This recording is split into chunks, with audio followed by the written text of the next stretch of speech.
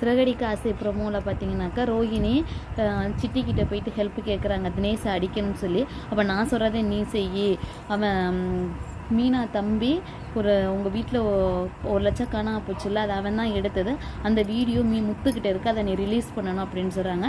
சரின்னு சொல்லிட்டு வந்துட்டா. அதுக்கப்புறம் இங்கே வந்து பார்த்தாக்கா ரவியும் இவ்வளோ வந்து கேட்டுக்கிட்டு இருக்காங்க, என்னாச்சு என்ன அப்படின்னு சொல்லிட்டு, தலையில் காயம் அப்படி இப்படின்னு சொல்லி சமாளிச்சுக்கிட்டு இருக்காங்க மாற்றி மாற்றி சொல்லி.